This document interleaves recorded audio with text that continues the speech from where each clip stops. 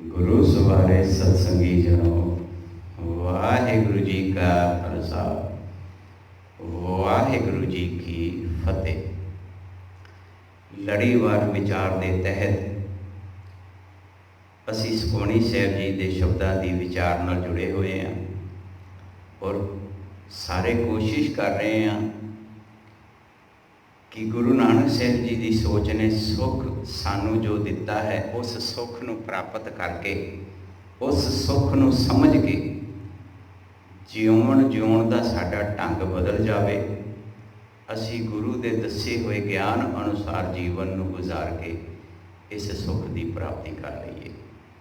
सो अज वेखो तीसरे श्लोक दूसरे पदे की असी विचार करनी है और श्लोक कि वो शास्त्र वो सिमरती वेदां पुराणां दीयां गल्लां हो रही ने। अज एक सिख नूं यह समझना पवेगा कि मैं गुरु ग्रंथ साहब जी के ज्ञान नूं सिर्फ पढ़ना ही नहीं, ज्ञान नूं पढ़ के समझ के अपने जीवन नूं कमाउणा है। जो गुरु ने सानू ज्ञान बख्शिया, जो गुरु ने सानू मार्ग दसिया है, उस मार्ग ते चल के अपने जीवन विच कमाउणा है ते तां सानू सुख प्राप्त हो सकता है। हुण वही जो उस समय पुजारी कर रहा सी, उस पुजारी की हालत नूं दसदे हुए सतगुरु जी अज दूसरे पदे विच सानू समझाउणा करते हैं। सो आओ असी समझण की कोशिश करते हैं। दूसरे पदे विच अज सतगुरु जी ने सानू किहड़ा ज्ञान बख्शिश किया है। सतगुरु जी कहते हैं, नौ खंड पृथ्वी फिरै चिर जीवै। नौ खंड, हुण साडी ते इतनी हिम्मत ही कोई नहीं सी नौ खंडां विच। कहते अज एक पुजारी की सोच है कि मैं लोगों नूं रब दे नां ते किवें मूर्ख बनाना है, तो वह फिर उन्हां दी गल हो रही है जिहड़े जगह जगह घूम रहे हैं, कदी इंडिया कदी चोले पा के कि साध संगत जी असी परमात्मा नूं समझ लिया, असी परमात्मा की कमाई कर ली है तो हुण तुहाडी झोली विच पाउणा है। और अज इंसान जे उन्हां नूं रब समझ लिया है तो एक ही कारण नज़र आता है कि गुरु के ज्ञान तो अधूरा है इंसान। फिर असी उन्होंने किवें कहिए कि ये सिखियार्थी है, सिख है। सो सतगुरु जी वेखो समझाउणा करते हैं कि नौ खंड पृथ्वी ते घूम रहा है, भाव जिन्ने भी साडे देश तो विदेश तो कितों भी आते हैं, अज कोई प्यार वालिओ गुरु की कीर्ति गुरु के गुणां नूं समझ के गुणां नूं कमाउणा, गुणां दे विच जीवन जिउणा, यह है गुरु की उस परमात्मा की कीर्ति। तो सतगुरु जी कहते महा उदास तपीसर थीवै, तप करन वाले। महा उदास का मतलब है कि अपने आप को विखा रहे हैं कि मैं दुनिया तो नरलेप हाँ, मैं तो विआह भी नहीं किया। और अज इंसान उसे मगर ही भजा फिरता है कि ये महापुरख बड़े करने वाले ने, इन्होंने तो विआह तक भी नहीं किया, ये बड़े वड्डे तपीसर ने, ये बड़े वड्डे संत ने, बड़े वड्डे महापुरख ने। अज इंसान इसे भुलेखे विच अपने जीवन नूं अजाई गवा रहा है। क्यों? क्योंकि जे गुरु के ज्ञान नूं समझ लिया हुंदा, गुरु के ज्ञान नूं समझ के अपने जीवन विच कमाया हुंदा ते समझ आ जानी सी कि गुरु का ज्ञान मैनू इंज दस रहा है और ये जिहड़ा जो भी है ये गलत रस्ते ते सानू पा रहा है। सो प्यार वाले सतगुरु जी उन्हां पुजारियां दी गल नूं वेखो जिहड़े वेदां पुराणां विच लिखे हुए सी, उन्हां दे अनुसार अज असीं भी तो कह रहे कि मैं बड़ी तपस्या की है तो अज इंसान भज्जा फिरदा है। सो प्यार वाले सतगुरु जी ने वेखो कितनी उच्च कोटि की शिक्षा सानू कहते महा उदास तपीसर थीवै।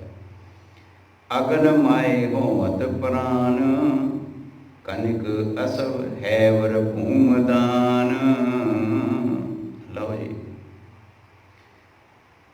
अगन माए तृष्णावां की आगे ना, क्योंकि मन की गल तो मन गुरबाणी तो मन नूं ना मन विश्राम मन टिकना सी।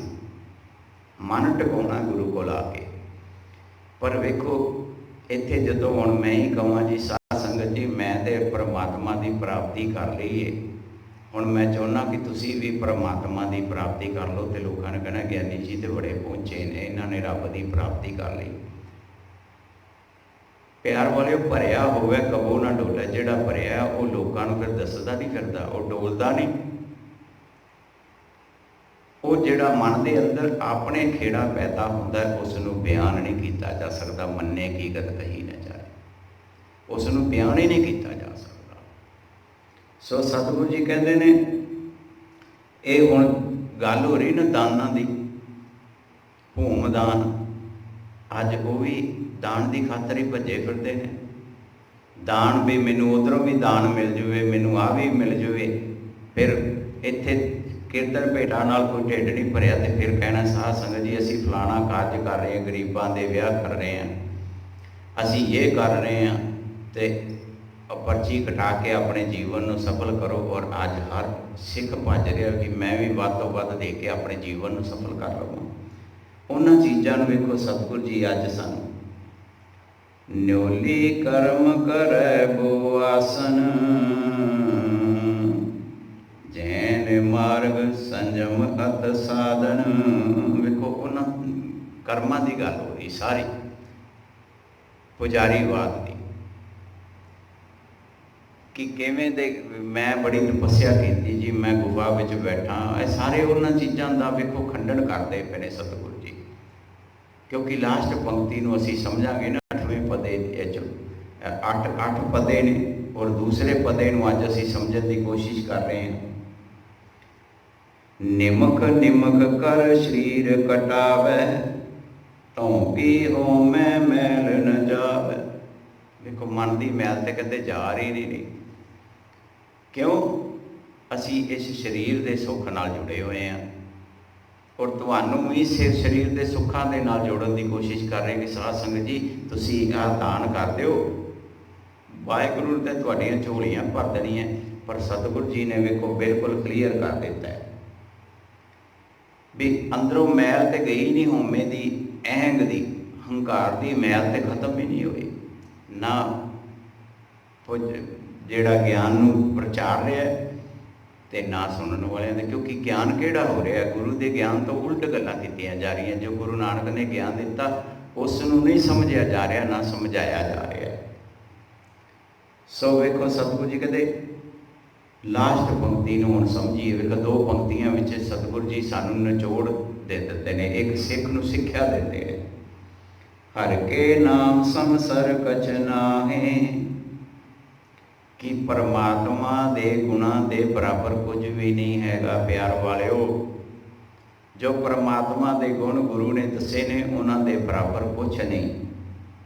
ते नाल ही वेखो नानक गुरमुख गुरु का ज्ञान नाम जपत, गुरु के ज्ञान के राही गुणा नूं समझ के गत पाए, सीधा रस्ता मिल गया। हुणे भी पता लग गया ना गत की है, असीं मुक्त किहनूं समझदे हां ते गति असल विच है की है। जींदे जी इस मन नूं गुरु के ज्ञान विच समझ जोड़ के गुरु के ज्ञान के अनुसार इस मन की सोच बना के गति भाव सीधा रस्ता प्राप्त हो सकता है। सो सतगुरु जी ने वेखो कितना उच्च कोटि का ज्ञान एक सिख नूं बख्श रहे हैं। पर अज सिख जे गुरु के ज्ञान नूं नहीं समझ रहा तो अपने जीवन नूं अजाई गवा रहा है। और मेरे वर्गे पुजारी वो कर्म कर रहे हैं जो सारे कर्म इस दूसरे पदे विच सतगुरु जी ने दसे ने। क्योंकि बहुत शास्त्र बहुत सिमरती पेखे सरवट टोक, सतगुरु जी कहते मैं सारा कुछ वेख लिया। कितना उच्च कोटि का ज्ञान एक सिख नूं, अज सिख भी वही कर्म कर रहे हैं कि गुरु ग्रंथ साहिब जी की बाणी नूं पढ़ाउण ते लगे हैं, पर उसनूं समझ के जीवन नूं गुजारन की कोशिश नहीं कर रहे। प्यार वालिओ, एक शरीर का मैटर है, जिथे पढ़ना जरूरी है उत्थे समझ के कमाना उस तो भी ज़्यादा जरूरी है। क्योंकि सही जीवन मिल जाएगा, सही मैणिਆਂ ਵਿੱਚ साडा मन मुक्त हो जाएगा। और जदों मन मुक्त हो जाएगा तो शरीर ऑटोमैटिकली चंगे कर्मां वाल चल पवेगा। ज्ञान इंद्रे काम इंद्रे सारे चंगे कर्म करनगे। और यही एक सिख की परिभाषा है। आओ ਜੀਵਨ ਨੂੰ ਸਫਲ ਕਰੀਏ। ਭੁੱਲਾਂ ਚੂਕਾਂ ਦੀ ਖਿਮਾ ਕਰਨੀ, ਗੱਜ ਕੇ ਫਤਿਹ ਬੁਲਾਓ। ਵਾਹਿਗੁਰੂ ਜੀ ਕਾ ਖਾਲਸਾ, ਵਾਹਿਗੁਰੂ ਜੀ ਕੀ ਫਤਿਹ।